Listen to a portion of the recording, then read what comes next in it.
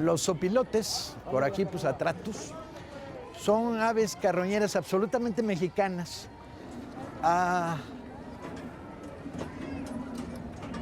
Cuando tienen las alas extendidas pueden llegar a medir 1,5 metros. Y en zonas urbanas no solo se alimentan de carroña, también se alimentan de basura. Mira, mira, mira, mira, mira.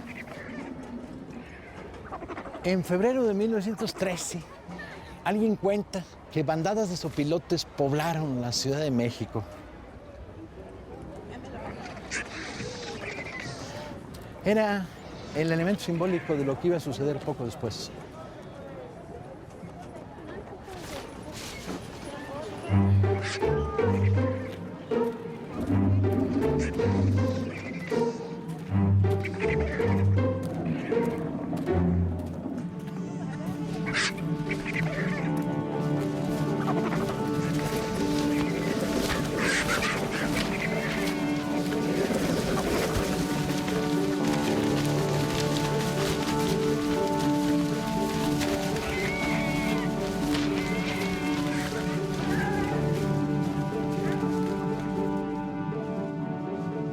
Francisco Madero, Pancho, el presidente, llamado por sus enemigos, en aquella época había muchos, el enano del Tapanco, el presidente Pingüica, porque medía 1,48 m, parecía soportar estoicamente el vendaval que su revolución, una experiencia a tercias, a medias con suerte, había desatado. Espiritista practicante y adicto a la comida vegetariana, convencido de que había mucha menos mala fe en el mundo de la que realmente y obviamente existía, había intentado conciliar con todos y así le había salido. Sus excompañeros maderistas, con Vázquez Gómez a la cabeza, se le habían rebelado. Pascual Orozco, en Chihuahua, también. Zapata, exigiendo el cumplimiento del plan de Ayala, estaba en armas en una guerra de guerrillas que parecía eterna. Madero había dejado a Pancho Villa en la cárcel a causa de un crimen que no había cometido, y por más que éste se empeñó en enviarle cartas contándole de conspiraciones, de espadones militares, no le hizo caso. Villa se había fugado y estaba desesperado en el exilio, enojado porque el chaparro no le había hecho caso a la frecuente advertencia: te van a matar esos curros. ¿Y quiénes eran los curros que lo querían matar?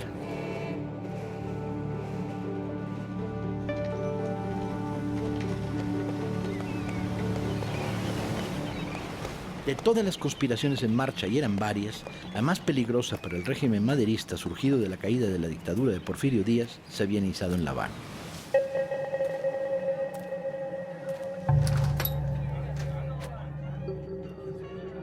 El hombre fuerte de esa conspiración era un general de artillería de 54 años, Manuel Mondragón, hijo de honorabilísima y virtuosa familia de Ixtlahuaca, hijo también del colegio militar, y había crecido a la sombra de la dictadura porfiriana, donde adquirió una enorme fama. Una foto de la época muestra un personaje muy flaco, con las cejas pobladas, bigote prusiano, orejas lupinas y todo ello cerrado por una media sonrisa que nunca parece abandonarlo.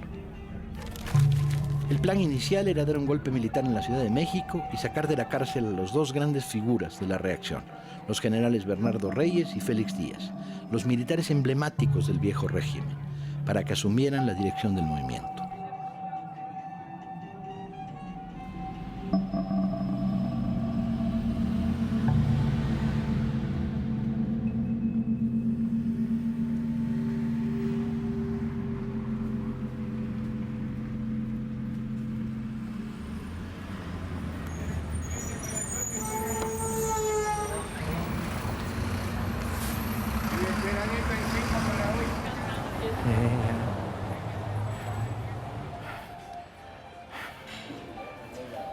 Perico, Andito, ¿cómo estás?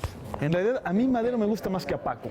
Sí, pero yo creo que ese es un problema del síndrome de Estocolmo, insisto. Porque el personaje, ¿sabes qué? Mientras escribí el libro me fui encariñando con él. Pero una cosa es encariñarte y otra es ver el nivel del cúmulo continuo de errores. Hacerle caso a los que no tienes que hacerle caso y no hacerle caso a la única gente de confianza que lo rodea. Es que es un tipo que quiere parar la revolución social. Quiere parar la revolución social, está parado en el dique entre dos océanos. el violento océano de la revolución social y el no menos violento de la contrarrevolución.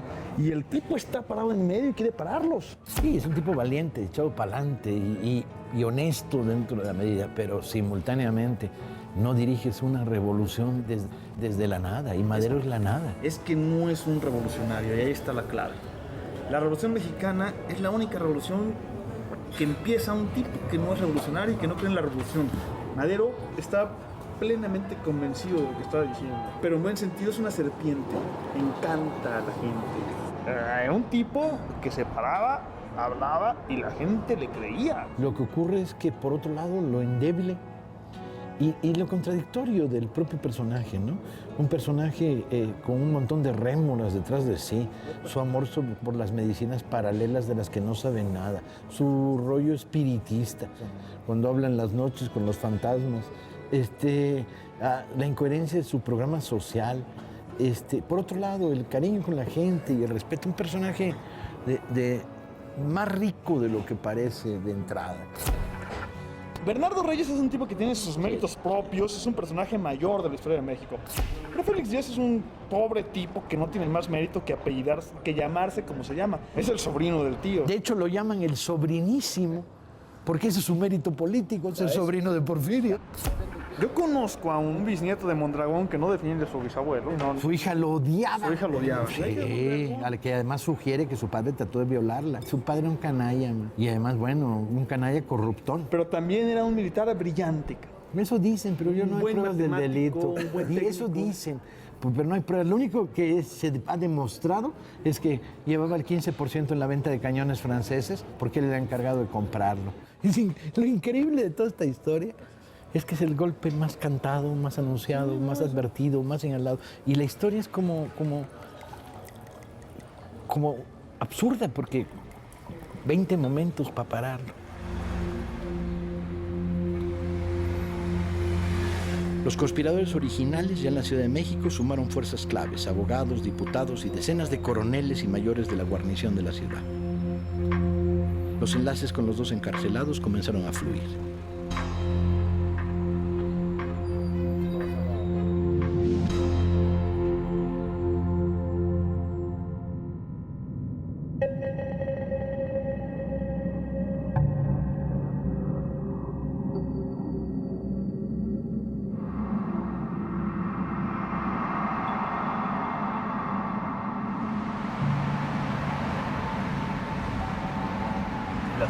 La segunda es Reforma Lomas. Esta parte la conozco. El bosque de Chapultepec tiene que darles una hoja de autorización donde pueden ustedes ingresar. Esto no es una autorización. Porque nos A lo dijeron, mejor nos puede dijeron ser que nos tengan estaban un- esperando. Sí, pero el INE tiene que pedir una autorización al bosque y esa hoja se las da para que puedan ingresar. Entonces vamos derecho. Enfrente de la entrada del museo, del lado de allá hay una puerta, hacemos así. ¿Yo podré pasar para el otro lado acá? Sí, hay una vuelta en U. Muy buenas, venimos de una filmación de un documental en el castillo de Chapultepec. ¿Al castillo de Sí. 810, 810. ¿Por dónde entramos al castillo para llegar a los espárragos? Por la parte trasera. Hecho, vamos rumbo a... A partir del 5 de febrero, Gustavo Madero, el hermano incómodo del presidente, su ala izquierda, el azote de los reaccionarios, comenzó a visitar los cuarteles de la Ciudad de México.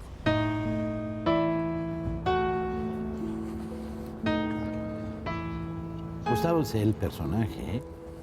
Pues sí, pero era el que sabía, el que tenía sensibilidad social y además un tipo honesto, carta cabal, destruido por las calumnias públicas que lo acusaron de todo y al final resultó todo falso. Gustavo es el primero que detecta por todos lados que el golpe viene.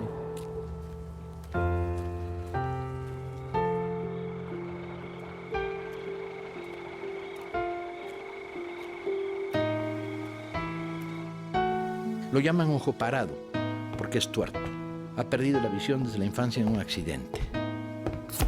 Antes de la revolución era un industrial, dirigía una papelera en Monterrey, fue el cerebro financiero del maderismo armado y no dudó en sacar la pistola más de una vez.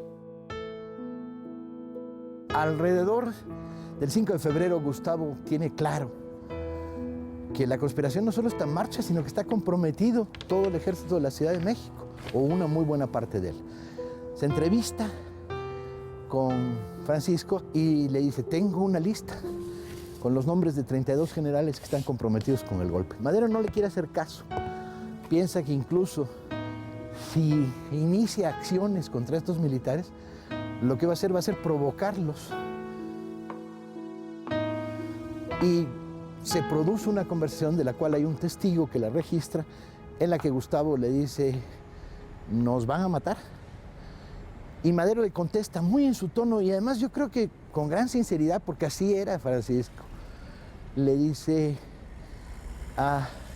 bueno, pues si hay que morir, pues moriremos. Pero Gustavo dice, no, es que también me van a matar a mí. Y la conversación las relaciones entre los dos hermanos, que ya se habían venido tensando, quedan todavía más tensas.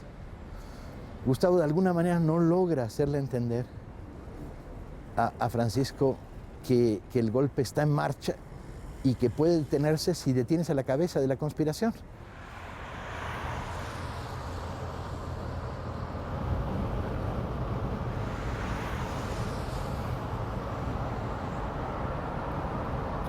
Entras por este túnel del tiempo y ya que sales, puros pinches aztecas, man.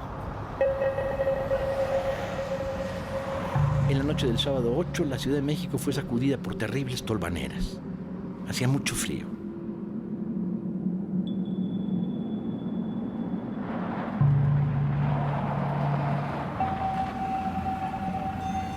¿A cómo el mango, señor? ¿Mango? Sí. No, dame un kilo de este. A la 1 de la mañana, en el Colegio de Aspirantes en Tlalpan, también conocido como San Fernando, una de las dos escuelas militares que existen en la Ciudad de México, hasta las sombras tenían vida propia.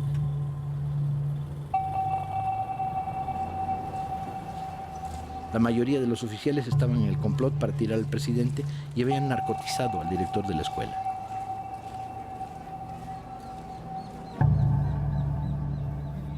Muy buenas, Paco Ignacio Taibo, ¿qué tal? Mucho gusto. Gracias, subdirector de aquí de la comunidad.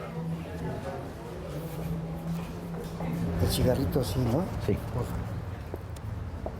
Ahí lo tiro. Es una historia bien extraña, man. Es una historia un poco... Sí, porque nadie sabe que aquí empezó el golpe militar. Exacto. No se recuerde, claro, como ha ido al paso de los años cambiando y ha sido tantas cosas.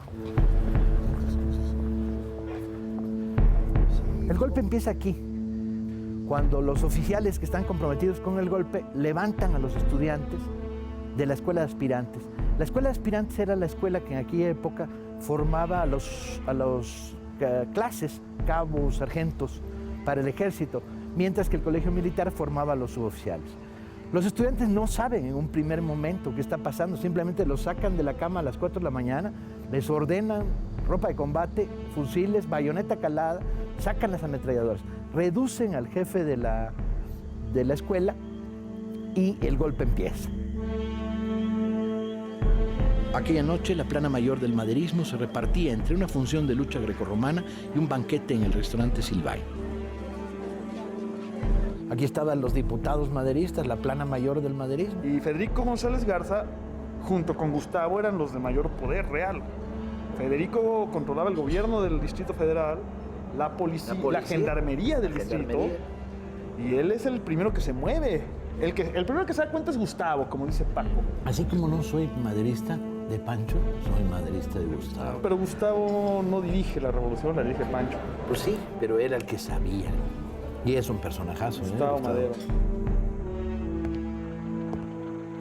Gustavo dejó el banquete cuando pasó a buscarlo el jefe de la policía y en un par de automóviles con amigos de confianza se movilizó hacia Tacubaya.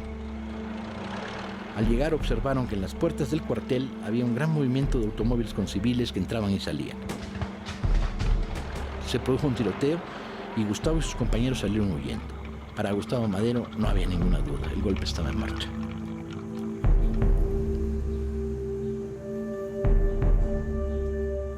¿De qué edad hay muchachos aquí? Y hay de 15 años a 21 años. Muchas gracias, muy amable. Permiso. Ahí les voy a traer al rato un primo mío que se merece estar aquí, no afuera.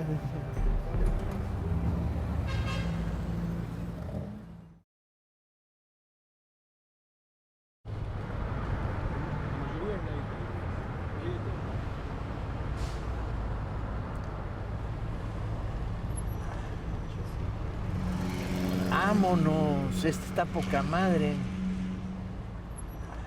Han pasado la noche el general Mondragón, el general Velázquez y el general Ruiz. Y a las 4 de la mañana, cuando se inicie el alzamiento del otro lado de la ciudad, en el cuartel de aspirantes, aquí sonará la diana.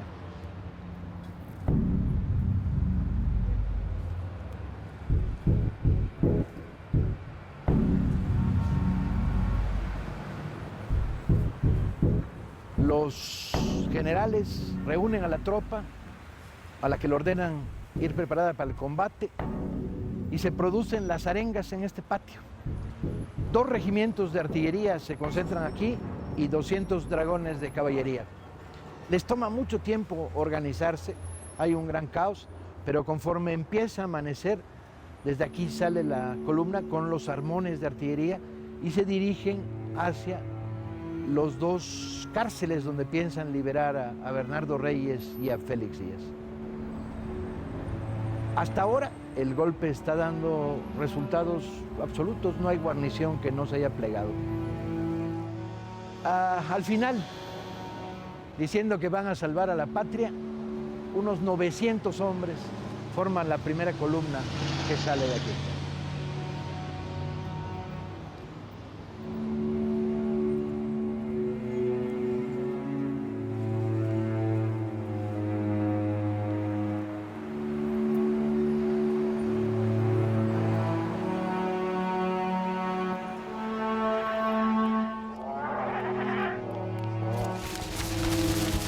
Los alzados tienen un primer golpe de suerte. La vanguardia de los aspirantes llega a Palacio Nacional y, con la complicidad de algunos mandos que estaban en la conspiración, desarman a la guardia. Gustavo Madero, que se ha pasado la noche tratando de descubrir la profundidad de la conspiración, va a Palacio Nacional, pero encuentra que la nueva guarnición solo obedece órdenes de los alzados. Es detenido y amenazado de un inmediato fusilamiento. Todo parece estar resultando extremadamente fácil para los golpistas. ¿Qué nos convenía ir por allá y a la derecha, no ir por acá y a la izquierda? Lo que pasa es que ya nos quitaron las vueltas a la izquierda por aquí, sí, ¿verdad?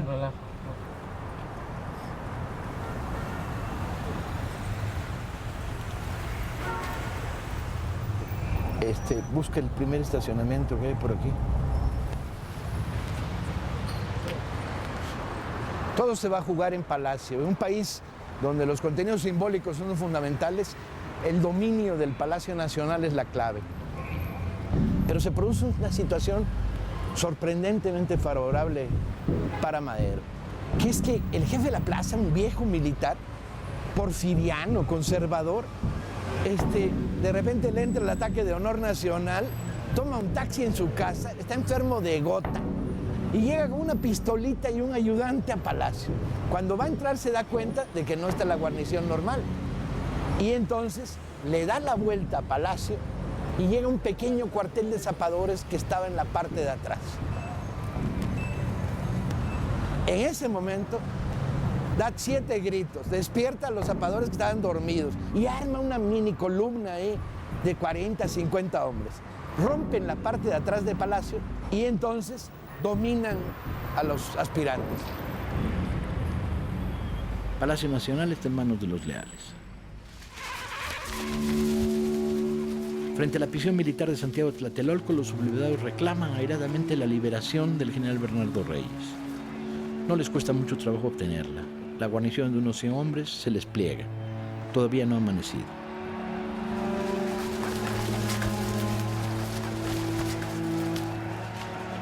Madero sabe que han tomado Palacio y que Reyes está libre y en la calle con una enorme columna de alzados rumbo a la prisión de Lecumberri, a liberar a Félix Díaz, sobrino de Porfirio.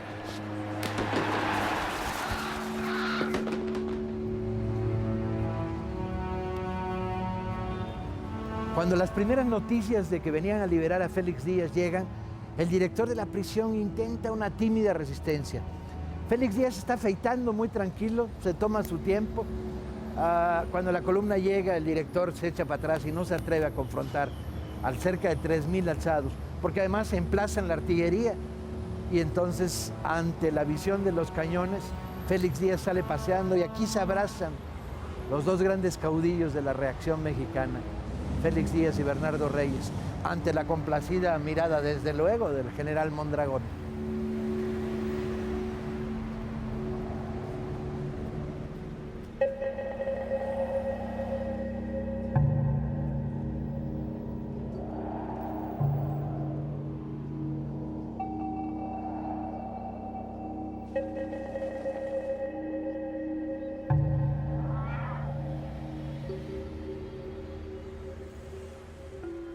De febrero, muy temprano en la mañana, Madero sabe que el golpe militar se va a jugar en Palacio Nacional, en el centro simbólico, y decide lanzarse.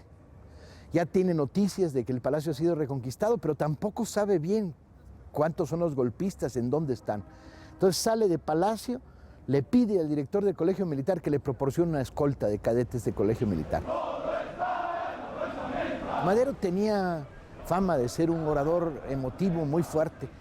Les dice, los del colegio de aspirantes han cubierto de oprobio a la juventud de este país, ustedes tienen la oportunidad de desquitarlo. Y los calienta, de tal manera que si había habido una conspiración entre los oficiales, ahí mismo se desmorona. Y de aquí va a iniciar la marcha, bajando del castillo y por Reforma hacia Palacio Nacional.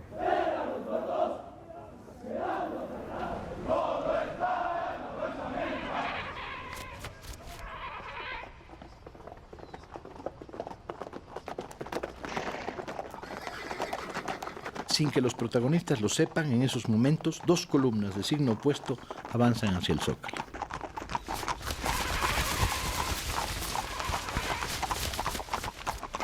Fue una comitiva enloquecida.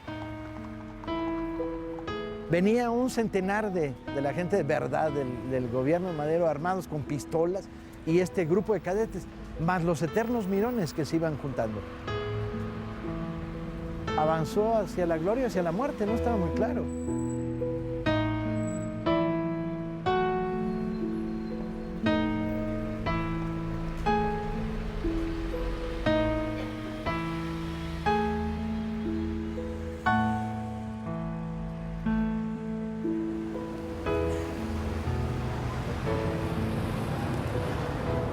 El Zócalo no es como era entonces. La plancha central no existía, las calles eran más anchas y lo que había en el centro era un jardincillo con un kiosco, ¿sí? Muy temprano, pero la gente que iba a rezar a Catedral de repente descubre frente a Palacio una línea de tiradores recostados, y en este país los mirones son peligrosísimos, man. Inmediatamente se acercan, ¿sí?, a ver qué está pasando.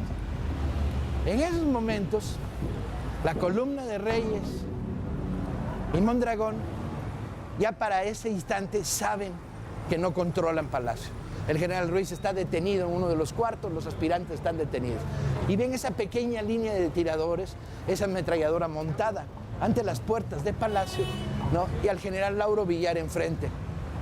Entonces Reyes decide, en un típico desplante machista, decide salir a caballo por delante, se viene aproximando. Es una columna de 4,000 hombres, traen artillería. Los podían haber despedazado a los 200 que están ahí escasos defendiendo Palacio. Y entonces se acercan hacia las puertas de Palacio.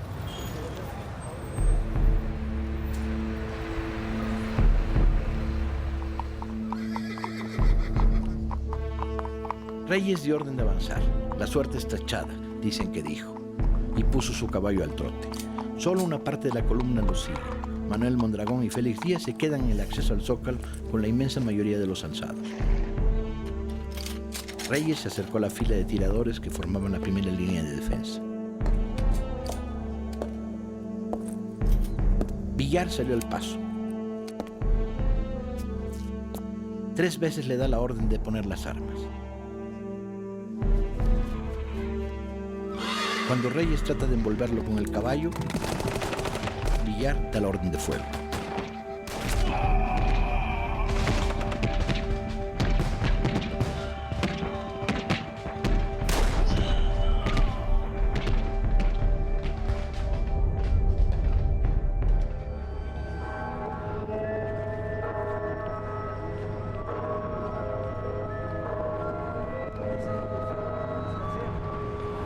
Reyes es de los primeros en caer muerto, cegado por las ametralladoras. El grupo se dispersa, corren, caballos, hombres muertos, tiros, se están disparando a metros, ¿sí? Y lamentablemente en el fuego cruzado, la mayor parte de los muertos serían civiles que estaban en el kiosco. Curiosamente, la caída de Reyes, cuyo cadáver es transportado al interior de Palacio, ¿sí?, provoca que la gente de la columna, que dominaría con una mano en el bolsillo a los defensores de Palacio, la gente de la columna se desconcierte y se repliegue, ¿sí? Con lo cual Palacio Nacional queda en manos de los maderistas, con la excepción de un pequeño grupo de aspirantes que se subirán a la torre de la catedral y que estarán actuando durante los 2 siguientes días como francotiradores con ayuda de los curas.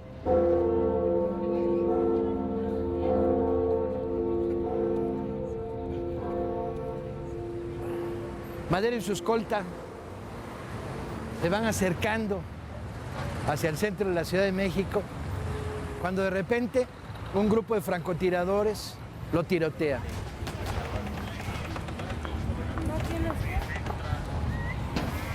Madero se refugia en uno de estos edificios donde estaba la fotografía de Aguirre y se arma un tiroteo en el que hay algunos heridos. Cuando espantan a los francotiradores, Madero aparece en el balcón. En esos momentos aparece un personaje que hasta ese instante había estado fuera de la historia, que es el general Victoriano Huerta. Vestido de civil, ha llegado en un carro particular, estaba en esos momentos como general en retiro y aparece a la derecha de Madero en la foto, como mostrando que él está en contra del golpe militar y que viene a ponerse al servicio y a disposición de Madero. A pesar de que había tenido con Huerta serias fricciones en el pasado, Madero lo adopta y ahí está en la foto.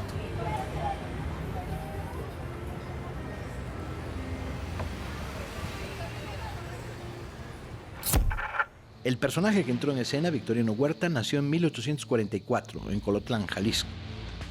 En 1900 participa en la liquidación de la revuelta de la insurrección yaqui. En 1903 en la represión de la guerra de castas en Yucatán. Ha servido en las 2 grandes guerras sucias del fin de siglo mexicano, haciendo méritos suficientes para ser nombrado subsecretario. La jugada sale mal y luego, por despecho, se dedica a conspirar contra Porfirio Díaz, sin mayor éxito. Sin embargo, después de haber sido espectador de la revuelta maderista, es el que escolta a Porfirio Díaz a Veracruz.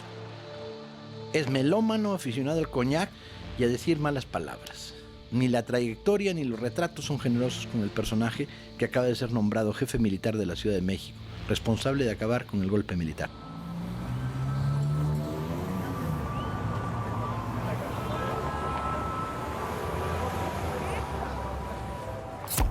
Hay varias fotos del último tramo del viaje de Madero hacia Palacio Nacional. Un trayecto casi triunfal. El presidente a caballo va saludando con la mano derecha en la que trae un medio bombín. Son fotos que muestran el caos que imperó en la marcha.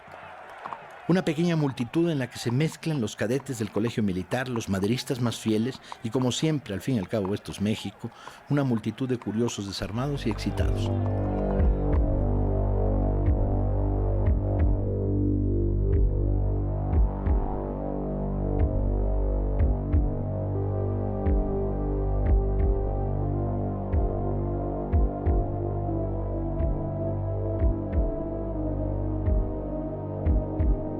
El presidente verá tendido sobre una mesa de una oficina el cadáver de Bernardo Reyes. Esto no debió suceder, dirán que dijo.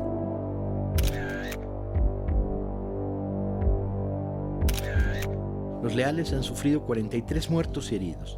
Las bajas de los alzados son difíciles de precisar, al menos 80 heridos y cerca de 35 muertos.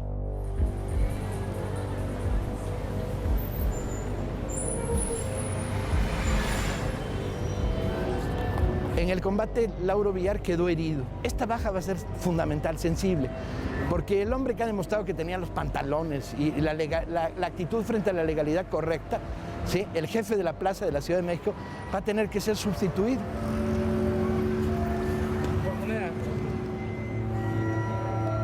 En un breve conciliábulo se decide transferirle el mando a Victoriano Huerta como jefe militar de la plaza. Mucho cuidado, Victoriano, dirá el general Villar al entregarle el mando.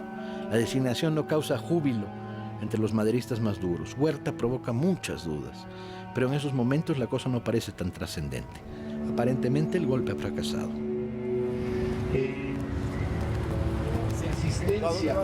Estamos filmando el golpe militar contra Madero. Es muy importante la presencia de nuestro querido compañero Paco Ignacio Taibo II. Estamos filmando la historia del asesinato de Madero. En este país no solo suceden cosas buenas, y en esta ciudad también hay historias de canallas. Y las hay todos los días, entonces estamos reconstruyendo una de las grandes historias de canallas de este país, que es el golpe militar del 1903. Compañeros, un placer estar con ustedes, un placer estar contigo, Marco. Camarada, muchas gracias. Gracias al escritor Paco Ignacio Taibo, autor de la mejor biografía de Pancho Villa.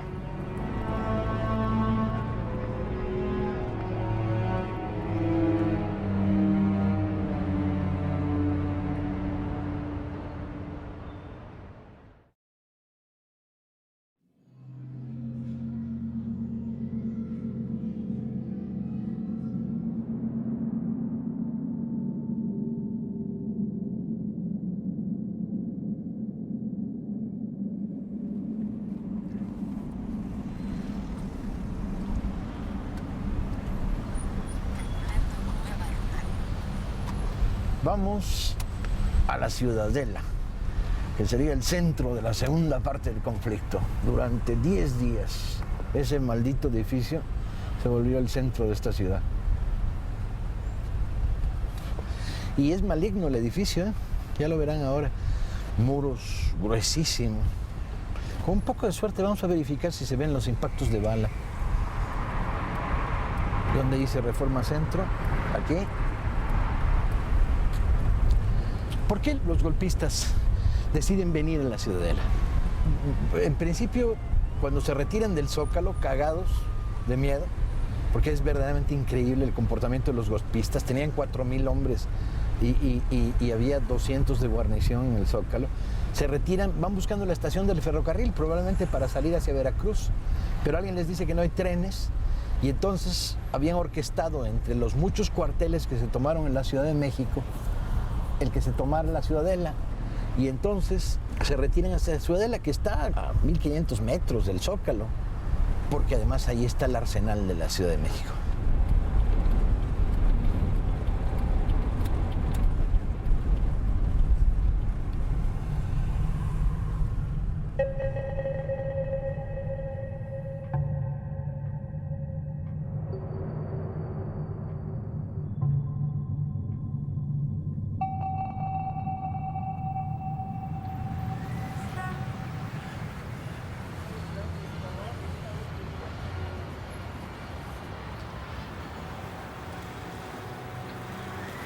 Ve el tamaño de los muros.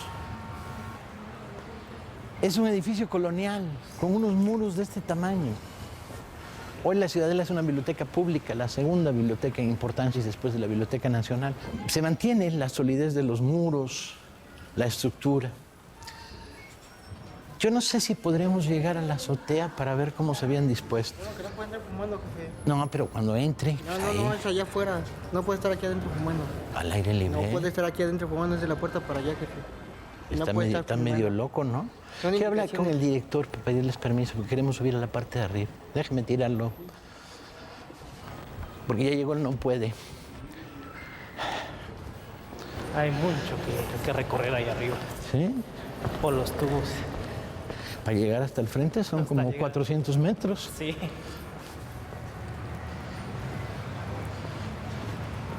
Como verán, el edificio se conserva tal cual. ¿Eh? Desde la época colonial, no solo el edificio de la época maderista. Ve la imagen. Luego dicen que la historia está lejos. ¿Qué tan lejos? Si la puedes tocar, hombre, nomás hay que saberla.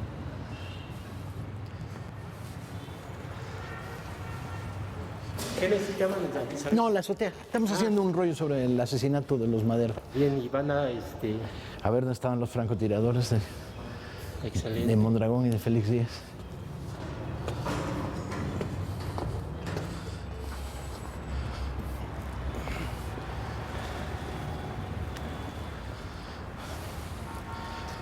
Todo este frente,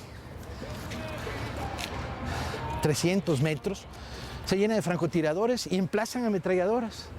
La Hotchkiss que usa el ejército se emplaza con doble pernera y al hombro. De tal manera que tienen cubierto lo que les echen con fuego de ametralladora. El poder de fuego de este lugar es inmenso.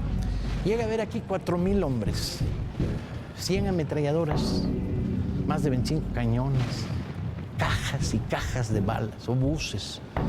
Ahora la pregunta es, ¿por qué durante 10 días no salen? Si están en mayoría, militarmente son la fuerza más importante de la Ciudad de México. Yo creo que hay 2 razones. Una de ellas es no se atreven a confrontarse directamente con quién sabe qué es lo que hay allá afuera, ¿no? Y la segunda es terrible, quieren crear pánico en la población civil para desestabilizar al gobierno de Madero.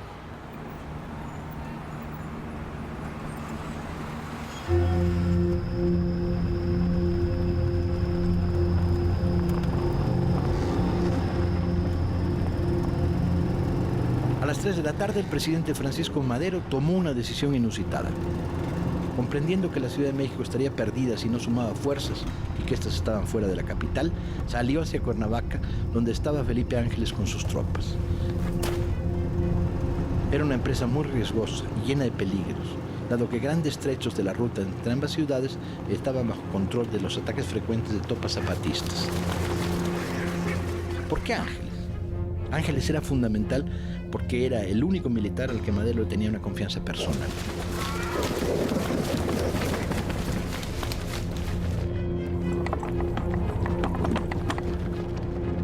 Madero ha dejado atrás una ciudad en armas en la que, sin embargo, no se combate. Huerta está en Palacio. Díaz y Mondragón en la Ciudadela, sin intención de pasar la ofensiva. Arden también los restos de la prisión militar de Tlatelolco. La base radical del maderismo incendia los periódicos conservadores.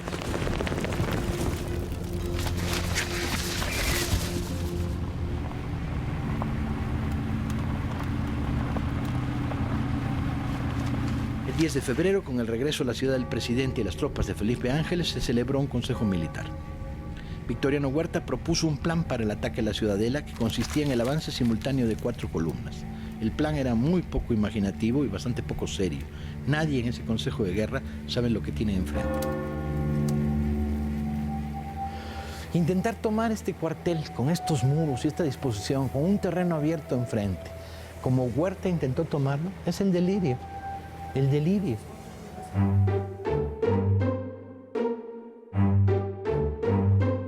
A las 10 de la mañana, media hora después, según otros testimonios, se escuchó el primer cañonazo.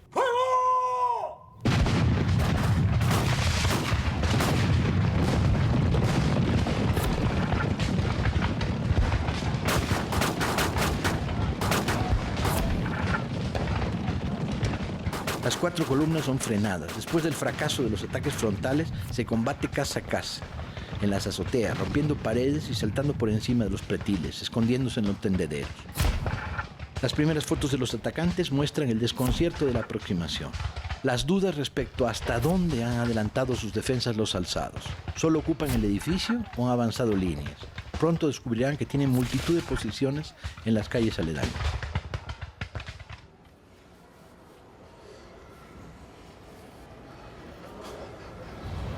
Dos veces Huerta lanzó cargas de caballería que venían por Valderas. Cargas suicidas, de tal manera que los cruzaron. Fue una de las masacres más absurdas de la decena trágica. Los rurales, que fueron los cuerpos elegidos por Huerta para atacar de esa absurda manera, fueron masacrados. Cargaron a sable.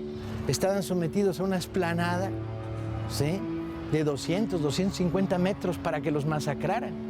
Sobre todo porque Felipe Ángeles, cuando estaba bombardeando con balas de metralla y le dice a Huerta, es inútil, ¿sí? Es inútil, no tienen obuses.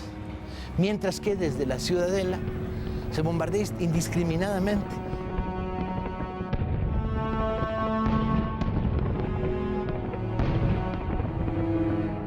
De ahí lo que muchos hayan pensado que Huerta desde el día 13, 14 ya estaba en el complot. Yo creo más bien que Huerta estaba intentando remar en río revuelto y ver qué podía sacar él de esta historia.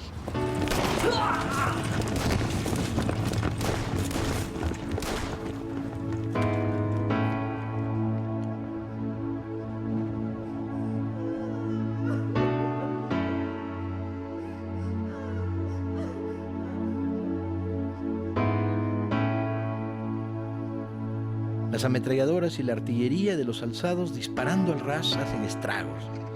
La confusión de civiles y uniformes es terrible. La calle queda tapizada de cadáveres de hombres y caballos.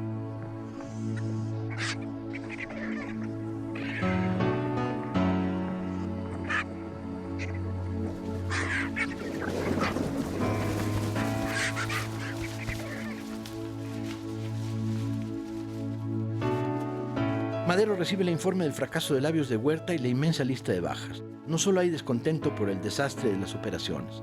Madero le reclama al general en jefe que está dejando entrar víveres a la ciudadela. Huerta al principio lo niega, pero enfrentado a testigos que lo han visto, termina diciendo que es una táctica para concentrar allí a los rebeldes y luego rematarlos. La actitud de Huerta provoca muchas suspicacias entre los maderistas, pero el presidente decide confirmarlo en el mando.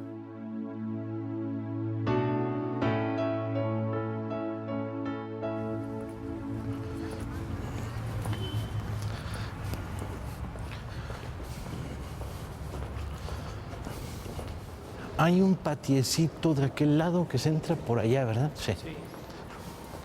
Ahí estaba la comandancia de Félix Díaz y de Mondragón.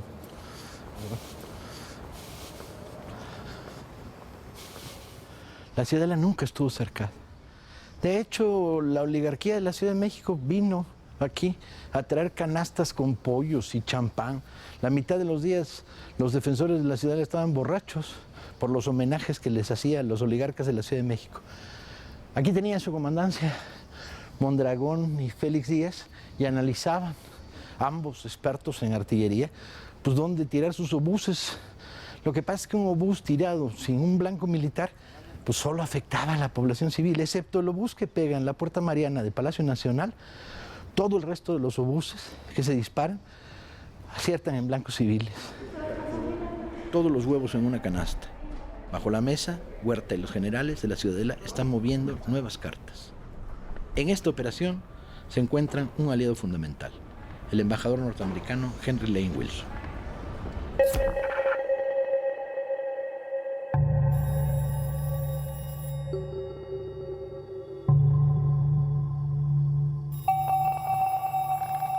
En la noche del 13 al 14, el embajador Wilson recibe la visita de un enviado del general Huerta, quien le da los detalles de un plan que permitiría que Huerta y Félix Díaz se encontraran y cerraran filas eliminando a Madero. Wilson debe haberse frotado las manos de júbilo. Una reunión de generales con Madero al absoluto margen. Otro personaje inolvidable de la escena es Henry Lane Wilson, que es un canalla de tomo y lomo, que odia a Madero porque se negó Madero a darle un negocio. Cuando llega a México le manda a la esposa a hablar con Sara, la esposa de Madero, decirle, oye, pues dile al señor presidente que me consiga un negocito porque mis grados y mis necesidades de representación en la embajada norteamericana hace falta más dinero. Y Madero se da por no entendido de no haberlo oído nunca, y de ahí el odio continuo. Se convierte en un conspirador activo. El embajador norteamericano era incansable en la conspiración. Creó un frente diplomático al que sumó a los embajadores de Inglaterra y España. Amenazó con la intervención norteamericana. Pidió públicamente la renuncia de Madero. Conspiró con los alzados en la ciudadela. Intercambió mensajes con el general Huerta. Ablandó a los sectores más tibios del gabinete de Madero y mintió descaradamente al gabinete de Washington respecto a las cifras de heridos, muertos, daños. Porque hay embajadores en la historia de los Estados Unidos maravillosos como figuras del mal, pero inventa bombardeos que no existieron. Dice que Madero está derrotado 11 veces antes de que verdaderamente esté derrotado. O sea, es verdaderamente una fuerza del mal. Porque sujeto a tantas presiones, Madero aceptó una mediación con los alzados. La idea era establecer un cese al fuego para que los civiles salieran de la zona de combate. El general Mondragón dijo que para empezar a hablar, Madero tenía que renunciar.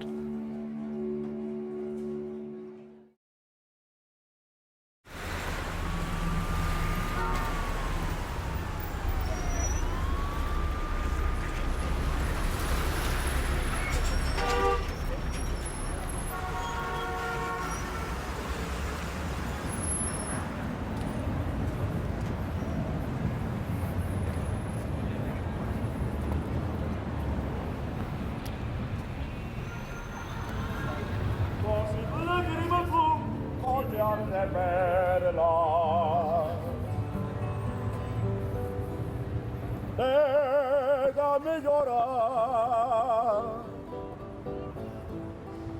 porque hoy que te perdí. Muy buenas. Ya les dijeron, ¿no? Que veníamos a la filmación. Están confirmando. ¿Quién canta esa canción? Un señor que está ahí cantando. ¿Por qué? ¿Por qué está cantando? Porque es ciego y entonces su manera de ganarse la vida es canta canciones. Mire, esta es la instalación, cosa de 12 módulos. Se trata de la capilla del convento de la Orden de Qué bonita, qué bonita. Los uniformes de los cadetes. Ajá. Mire, ahí tenemos una... Este es el cañón francés que modificó Mondragón recortándole, cambiando las estrías y cambiándole el cierre. La placa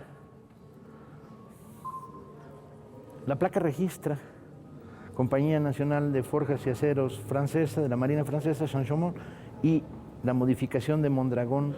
Este general Chaparrita fue uno de los asesinos de Madero, el que dio el golpe militar contra Madero, un canalla de muy...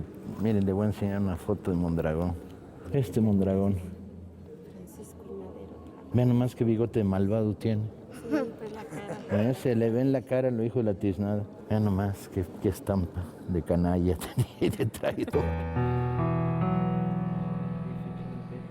Este fue un obsequio del general Mondragón a don Porfirio Díaz. Claro, cuando bautizó el rifle se lo regaló, es verdad. Tiene una P y una D con Porfirio Díaz. Entre las modificaciones que le dieron fama a Mondragón está supuestamente haber inventado un rifle similar al Mauser. Pero, como verán ustedes, es un rifle de lujo, no es un rifle de combate, repleto además de garigoleados e incrustaciones. No hay duda de que Mondragón era elegante. Sería un canalla, pero era elegante. Mucho gusto. Subteniente. Su admiradora. Muchas gracias, mi amable. Usted leyó mi villa, ¿verdad? Claro. Por eso me sonríe.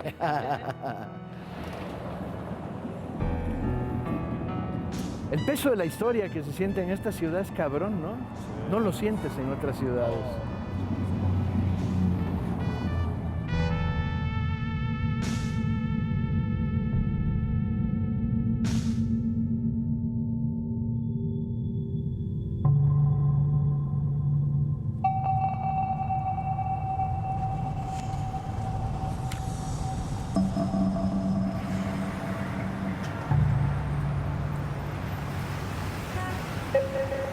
El sábado 15 de febrero, Henry Lane Wilson convocó en la mañana a los embajadores de Inglaterra, España y Alemania y les lanzó un discurso incendiario. Madero era incompetente.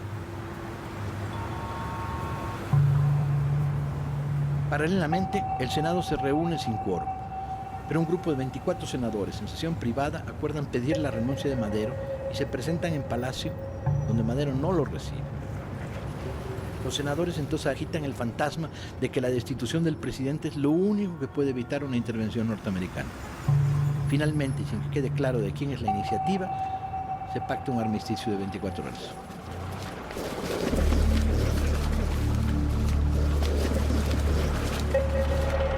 En la mañana entran en la ciudadela 18 carros cargados de provisiones.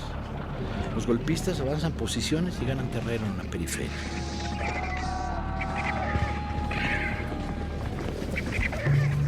El presidente Madero recibirá un informe de todos estos movimientos, convoca al general Huerta a su presencia y lo confronta.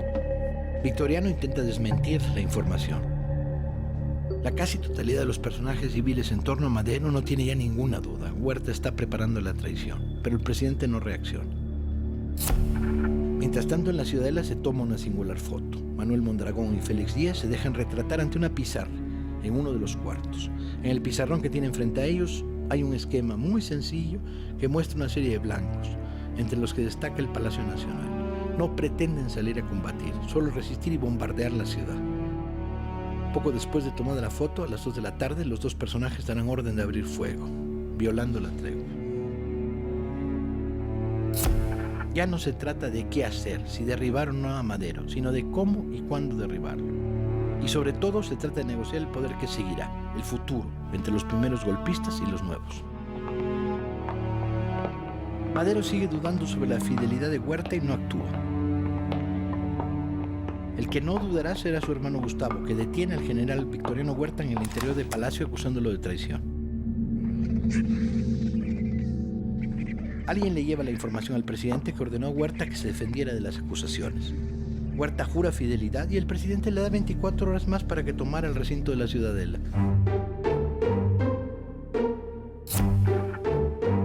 Hay que escaparse de los lugares comunes, de la retórica tradicional que lo convierte en el chacal, el prototipo nacional del traidor, el marrano general, pero francamente resulta extraordinariamente difícil.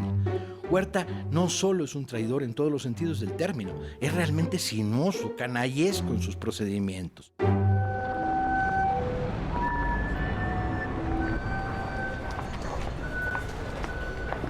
¿De dónde? Del History Channel. Pasan y se registran. Ahí va a sonar todo. Debe ser el patio, debe ser aquel.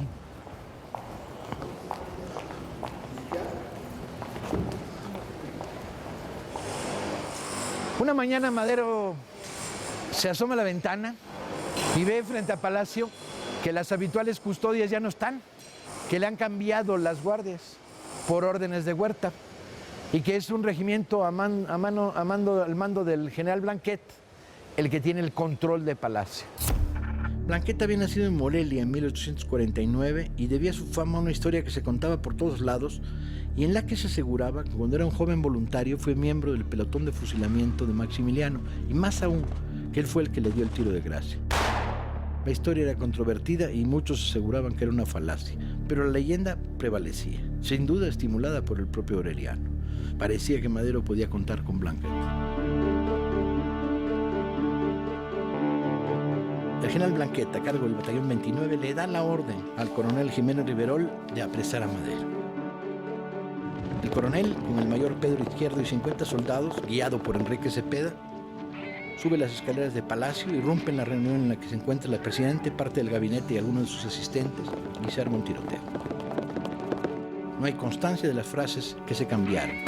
En lo que coinciden los testigos es que en un determinado momento Riverol le dijo al presidente que se diera por preso y se intercambiaron disparos. Marcos Hernández, cubriendo con su cuerpo al presidente, cae muerto. Gustavo Garmendia, uno de los asistentes de Madero, disparó a su vez matando a Riverol y al mayor Izquierdo.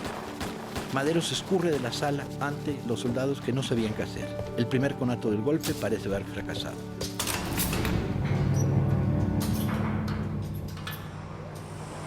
¿La intendencia no se conservó durante un tiempo como museo? No, la intendencia no era esta. No, yo sé. La intendencia estaba enfrente, lo que es ahora el destacamento militar. ¿Y ya no se conserva el cuarto? No, porque está modificado a pasar al alojamiento militar. ¿Y el despacho donde se produce el tiroteo inicial? Está el despacho del presidente. No, pero no fue Madero había salido del despacho, estaba en la parte de afuera. Sí. En la mera puerta, en la puerta que da entre el despacho. Ajá. Y en donde está el salón de acuerdos. Y ahí no se puede filmar. Es quizá de reservar el presidente. Ok. Total, el presidente no viene, pues no hay mucha bronca. Pero esa área reservada son áreas privadas de él, ¿no? ¿Vemos el elevador? Aquí era lo que es donde... Después del tiroteo, el elevador es muy chiquito. Madero se mete dentro, baja a buscar auxilio a la guarnición militar. No hace nada de ruido este elevador. Qué bonito. Ahora Mientras el resto de sus compañeros, empistolados, baja por las escaleras. El golpe que le habían advertido ya se produjo. Ahora, ¿qué hay ahí abajo? Madero había visto a Blanquet y se va a intentar llegar hacia él para que lo proteja.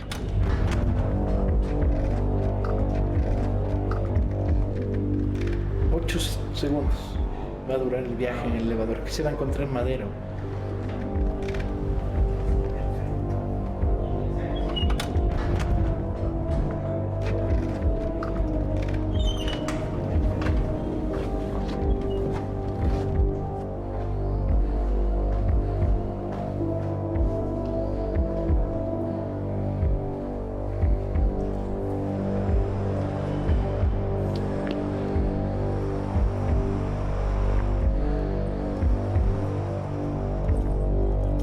Madero desciende del ascensor y ve al general Blanquet. Entonces avanza hacia él para decirle que una parte de la guarnición se ha amotinado, que hay un segundo golpe militar en marcha. Y en esos momentos Blanquet tira de pistola y le dice: está usted detenido, señor presidente. Y Madero no puede resistir, escupe y le dice: es usted un traidor. pero el golpe se ha consumado. Junto con Madero también es detenido el vicepresidente Pino Suárez. El resto de los compañeros que bajan las escaleras, abrumados por el número de militares que ya se encuentran en este patio, empiezan a tratar de retirarse y van a buscar al general Felipe Ángeles para decirle que hay un segundo golpe militar, esta vez protagonizado por Huerta, por Blanquet y por los supuestos militares leales a Madero.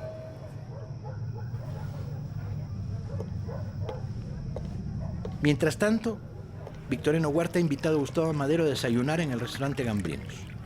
Ramón Puente cuenta que ya en el comedor y servido el aperitivo, Huerta finge un llamado urgente telefónico. En algunas versiones, Huerta regresa después de haber confirmado telefónicamente que el golpe en Palacio ha sido un éxito. En los relatos más confiables, se cuenta que Huerta saldrá hacia el Zócalo y que poco después un grupo de guardabosques armados detendrá a Gustavo. Huerta no tenía pantalones para hacerlo en la cara de nadie. Huerta siempre fue sinuoso. Tan es así que se va de Palacio y deja que sea Blanquet el que detiene a Madero. ¿Sí? Se va y en el momento en que sale, entran los guardabosques que manejaba su cuñado y son los que detienen a Gustavo. No sé, era un militar de carrera en campaña. Pedro acaba de ordenar que detengan a Madero, no detener a Madero. Se va y deja que detengan a Gustavo. No hablará con ninguno de los dos. En el tiempo que los tiene detenidos, no hablará con ninguno de los dos. No les dará la cara. No dará la cara, nunca dio la cara.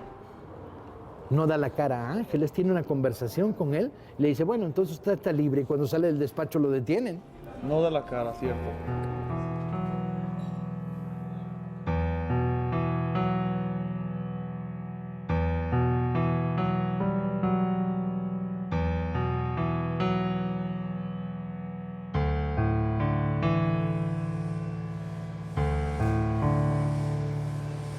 Pobre Madero, en el momento en que el segundo golpe está en marcha, se lo habían cantado, se lo habían advertido una y otra vez y no se lo acaba de creer. A las 2 de la tarde, Wilson recibe un recado diciéndole que Madero y sus secretarios están presos en Palacio. Los nuevos golpistas en las cercanías del Zócalo vitorean al embajador. El corresponsal de New York Times escribe, es poco frecuente que en México se celebre un norteamericano. Le faltaría decir y menos cuando es el principal colaborador de un golpe de Estado. En la Ciudadela, la noticia es recibida con ráfagas de ametrallador y fuego de fusiles que disparan hacia el cielo.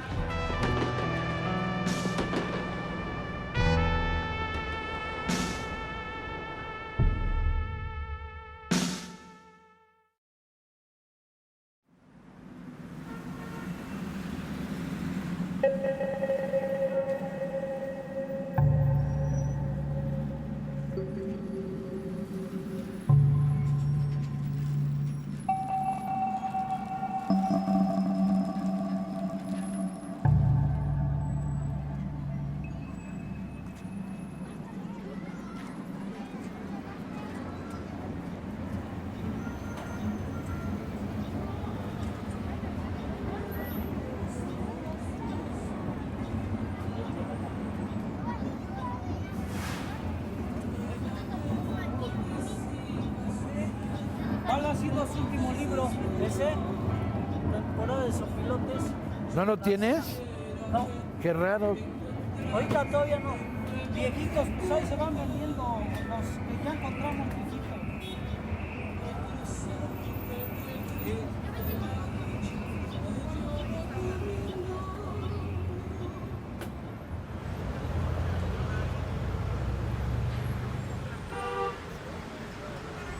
Ah, venía distraído, hombre. Ahí está.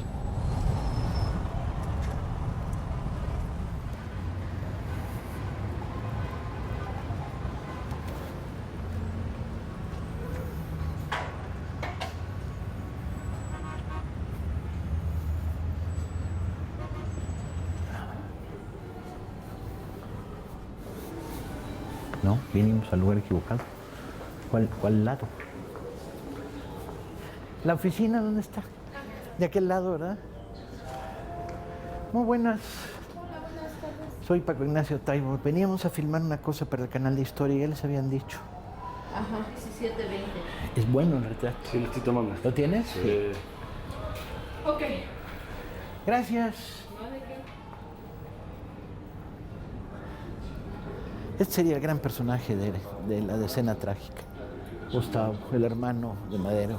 El Madero inteligente, yo me atrevería a decir. El hombre que una y otra vez señaló que el golpe estaba en marcha, mientras Francisco se negaba a aceptarlo y tenía miedo a que precisamente al aceptarlo motivara a las fuerzas que se le oponían.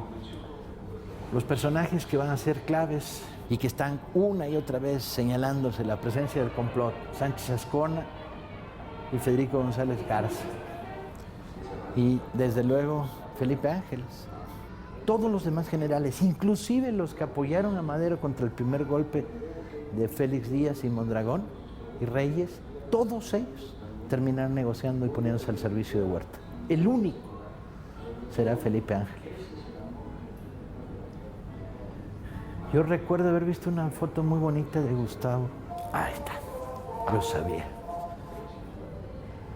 Gustavo sin bigote, tal como era en la decena trágica.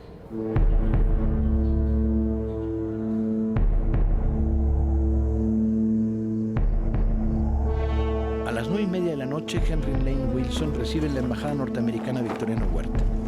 Mientras los golpistas del día 9 y los del día 18 se reúnen en privado durante un par de horas en la antesala, se acuerda que Victoriano Huerta sea el presidente provisional, con un gabinete en el que estarán Manuel Mondragón, Rodolfo Reyes y una combinación de felixistas.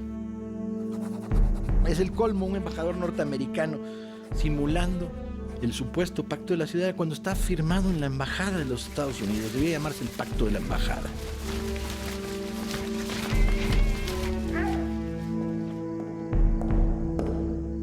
De regreso a Palacio, Huerta confirma a un emisario del general Mondragón que le exigía la entrega de los presos, que le va a entregar a uno, a Gustavo Madero. Lo envía con la orden, junto con el intendente Basó, de que fueran entregados personalmente al general Mondragón en la Ciudadela, como gesto de buena voluntad.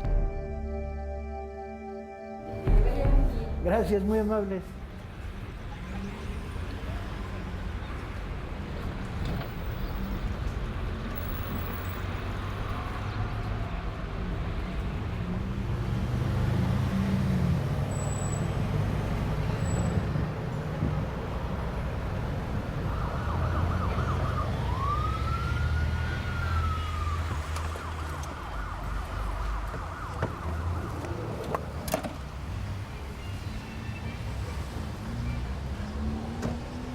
Ahí mataron a Gustavo Madero.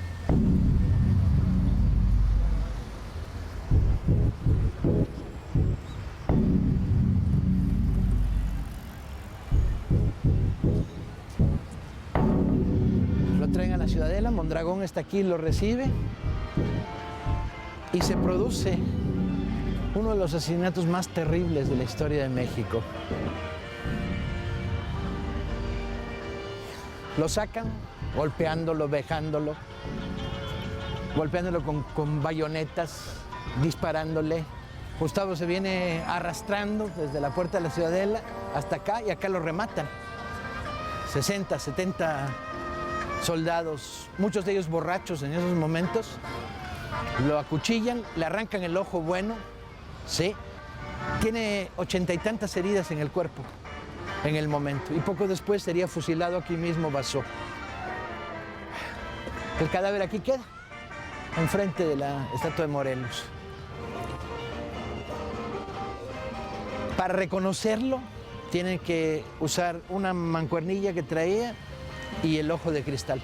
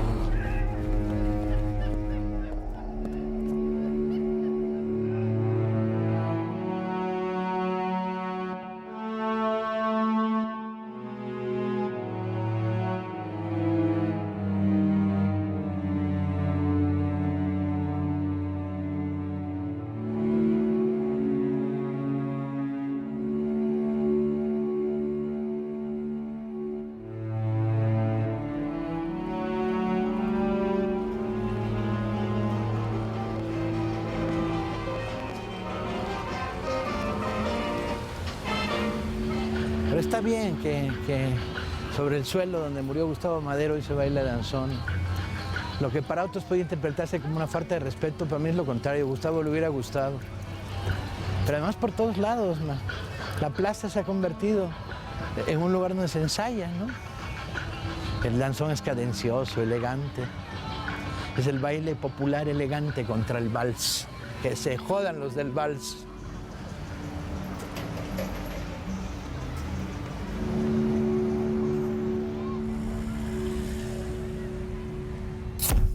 Una inmensa multitud se reúne en la mañana del 19 de febrero ante Palacio al conocerse la detención de Madero. Hay de todo, desde los que vienen a celebrar hasta los que vienen a rendir honores al presidente caído, y desde luego millares de curiosos. Las fotos registran al gentío bloqueando la gran avenida. Se trata, curiosamente, de una multitud silenciosa.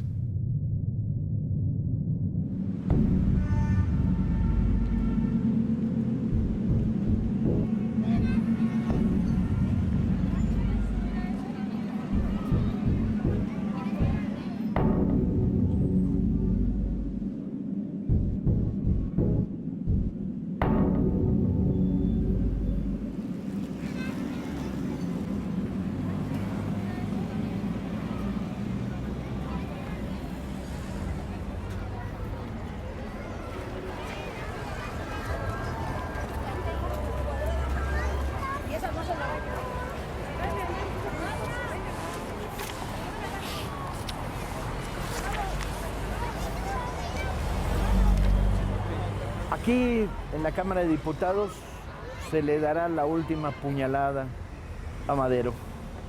Victoriano Huerta presenta la renuncia obtenida bajo amenaza de muerte y oferta de exilio de Madero y de Pino Suárez a los diputados.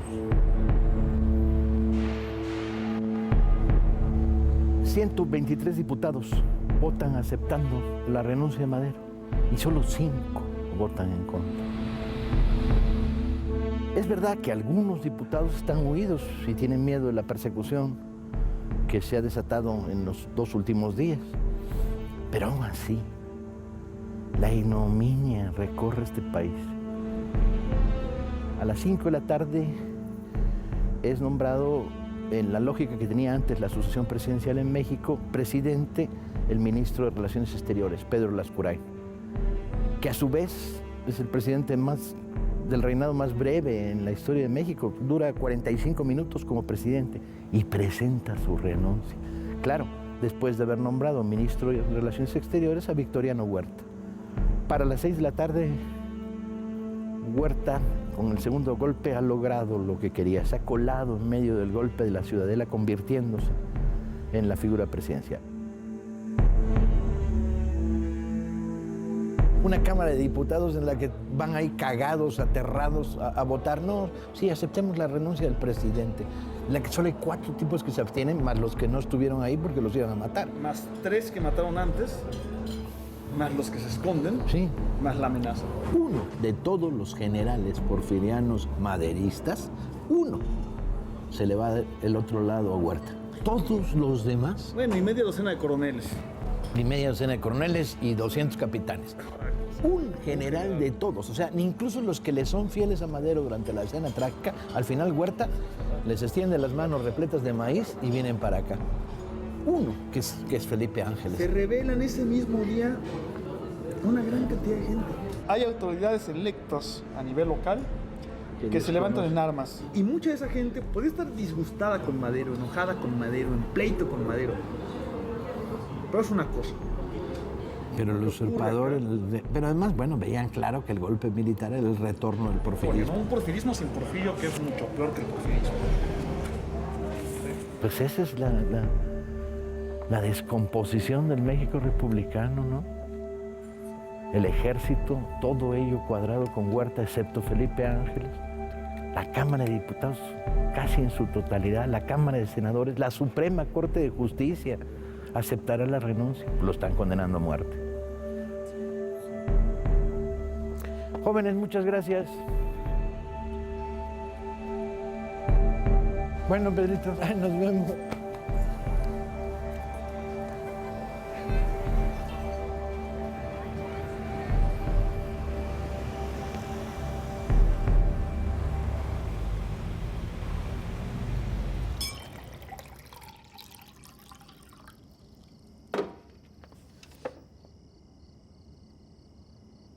Entre 7 y 8 de la noche se celebra una reunión del flamante Consejo de Ministros. Se discute, entre otras cosas, qué hacer con los dos detenidos, el presidente y el vicepresidente.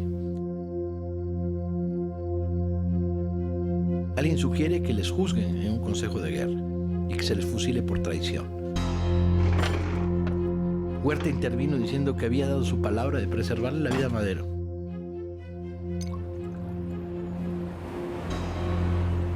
En la intendencia donde se encuentran Madero, Pino Suárez y Ángeles, don Francisco lloró toda la noche la muerte de su hermano. Pino Suárez escribiría una carta que de alguna manera sería su testamento. Hemos sido obligados a renunciar a nuestros respectivos cargos, pero no por eso están a salvo nuestras vidas. El presidente no es tan optimista como lo soy yo, pues anoche al retirarnos me dijo que nunca saldríamos con vida del palacio.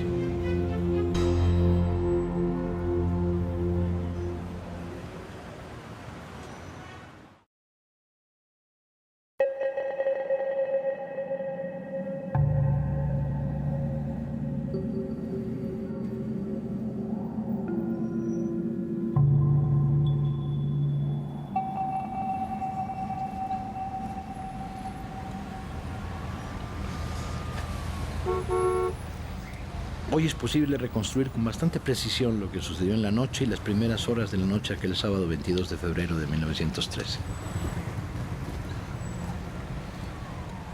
Más allá de las pequeñas contradicciones, solo ha quedado una potente interrogación. ¿En qué momento los 4 generales claves del momento, Victoriano Huerta, Manuel Mondragón, Félix Díaz y Aureliano Blanquet, tomaron la decisión de asesinar a Francisco Madero?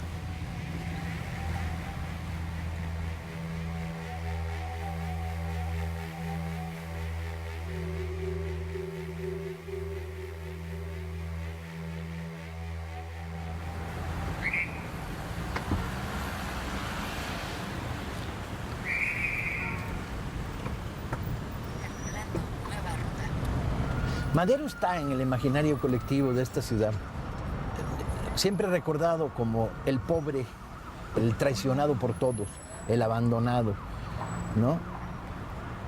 Y esto a veces impide un juicio justo del personaje. Esta aureola de martirología que cubre su final, sin duda explicable, porque eso fue lo que pasó. Madero va hacia la muerte con unos pantalones que ya quisiéramos todos, te impide un juicio crítico más profundo del personaje, bloquea un juicio crítico del personaje, porque en buena medida el primer responsable de la muerte de Madero es sin duda la traición de Huerta, pero el segundo responsable de la muerte de Madero y de Gustavo Madero es el propio Madero, que a través de una cadena verdaderamente insoportable de errores se crucifica.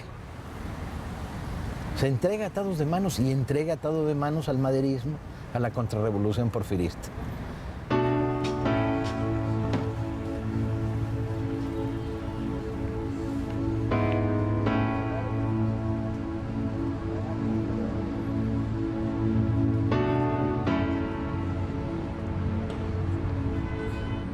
Francisco Cárdenas era un mayor de rurales con 15 años de antigüedad, declarado admirador de Porfirio Díaz. Había prometido vengar el derrocamiento.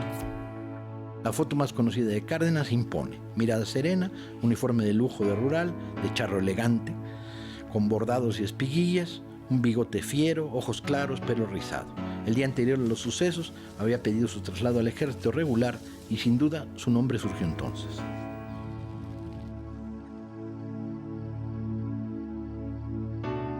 Cárdenas, en una de las varias versiones, contará: ese día, como a las 6 de la tarde, me mandaron llamar a los salones de la presidencia. En la comandancia militar se entrevista primero con el general Blanquet, quien le dice que el país necesita de un gran servicio de él y lo lleva al Ministerio de Guerra, donde se encuentra Manuel Mondragón. Se le encarga matar a Madero. Y le aclaran que no se trata de un fusilamiento en forma, sino de simular un asalto a la escolta y que en la refriega muera el presidente, el vicepresidente y el general Ángeles. Cárdenas aceptó la comisión, pero dijo que quería oír de voz del presidente Huerta la orden. Cárdenas preguntó si nada más habían de morir los 3, y Huerta dijo: bueno, pues que se quede Ángeles, pero los otros 2 sí hay que matarlos hoy mismo sin falta.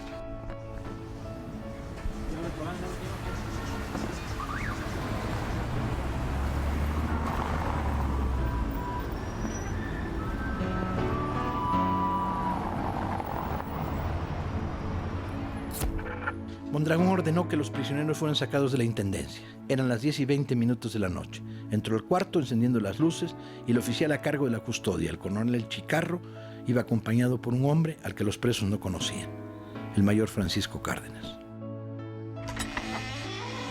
Seguimos la narración de Felipe Ángeles. Señores, levántense. Alarmado pregunté, ¿y esto qué es? ¿A dónde piensan llevarnos?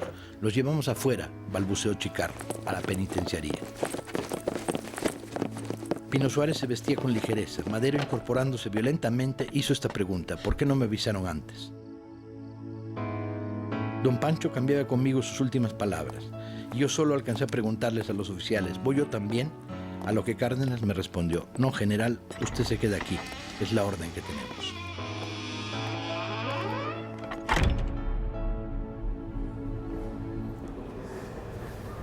Ah, mira, ¿y esto? ¿Quién hizo esta narrativa de la escena trágica? ¿No hay cartela? No, todavía no. Está poca madre, ¿quién la hizo? La llegada de la columna de Mondragón al Zócalo, el supuesto tiroteo donde moriría Reyes frente a Palacio Nacional, Madero llegando a Palacio, supuestamente los cadáveres de los dos oficiales que se producen en el tiroteo donde tratan de detener a Madero, Blanquet deteniendo a Madero en los patios de Palacio, Madero detenido, Pino Suárez durmiendo, tal como es cierto, en 3 sillas en el Salón de la Intendencia. Nunca había visto esta secuencia de la escena trágica. ¿De dónde habrá salido?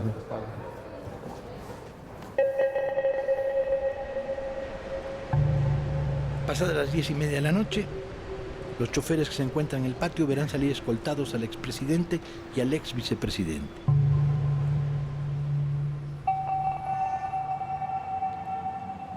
Los autos tomaron por la calle de Moneda y dieron vuelta en ferrocarril de cintura para llegar a la penitenciaría de Lecumberri.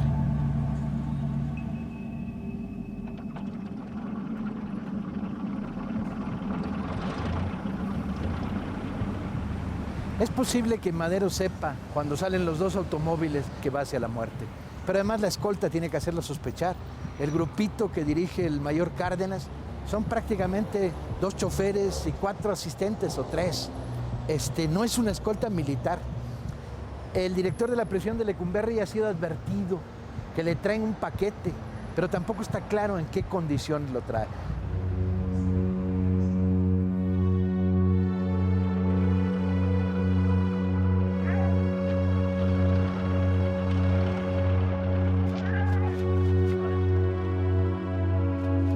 Son las 11:30 de la noche del 22 de febrero.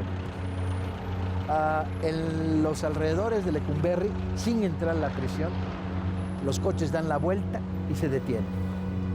El mayor Cárdenas, que va en el primer carro, le dice: Madero, bájese usted, carajo. Lo había golpeado con la cacha de la pistola, probablemente para obligarlo a bajarse. Cuando se baja, le pega 2 tiros en la cabeza.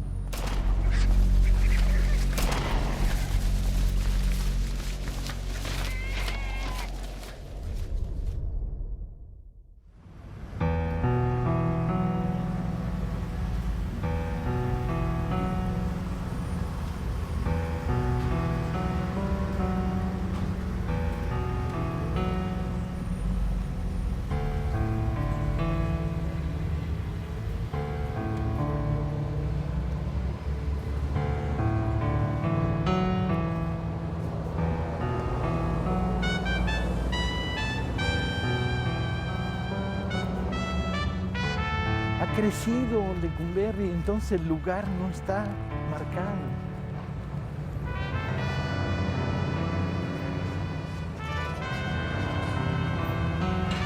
El vicepresidente José María Pino Suárez sufrirá una muerte similar a la de Madero. Escucha los disparos, el sargento Pimienta lo obliga a bajar del coche, trata de correr, tropieza, se cae, se lastima, herido ya. Y en esos momentos Cárdenas le ordena a Pimienta que lo remate. Pimienta se niega a rematarlo y ahí mismo lo remata. Muy pocas horas después, el lugar de los asesinatos de Madero y Pino Suárez cuyos cuerpos habían sido llevados al interior de la prisión para hacer una autopsia. ¿Una autopsia para qué? Empieza a cubrirse de piedras. Se crea una especie de pequeño túmulo funerario marcando el lugar del asesinato. Las fotos a lo largo de la mañana revelan cómo los mirones, los observadores, van cambiando y cómo está ahí marcado el lugar del asesinato. Se inicia en este país un culto laico funerario a la muerte de Madero.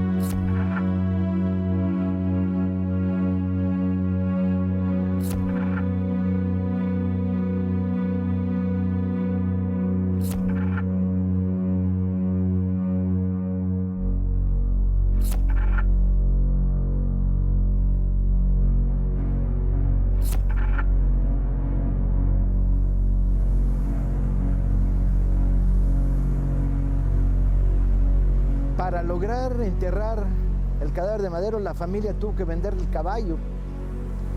Los mitos de corrupción quedaron deshechos. Hasta los últimos días de su vida, Sara Pérez y Carolina Villarreal, la viuda de Gustavo, vistieron de luto. Huerta no duró gran cosa. En los siguientes 2 años, una revolución armada que tuvo sus ejes principales en el norte del país y en el estado de Morelos con los zapatistas destruyó al ejército de los golpistas. Su viuda contaba que durante estos años vagaba por Palacio borracho y salía en las noches a recorrer la Ciudad de México en estado alcohólico. Nunca combatió en los frentes contra la revolución que se alzó contra él y su dictadura en el norte. Al paso de los años, la figura de Madero quedaría registrada como la figura del presidente mártir y la figura de Huerta como la figura del gran villano y el gran traidor. Pero la historia de los entresijos del golpe militar se fue disolviendo lentamente hasta quedar tan solo en el imaginario popular la idea más esquemática, más primaria, más elemental. El hecho es que durante aquella quincena de febrero, que los mexicanos seguimos llamando Semana Trágica, la temporada de sopilotes brilló. Y los canallas, los asesinos, los conspiradores, los estimuladores del golpe militar lograron lo que en principio intentaban, que era levantar la ciudad más conservadora del país y sus guarniciones militares contra la legalidad republicana. Poco les hubo de durar.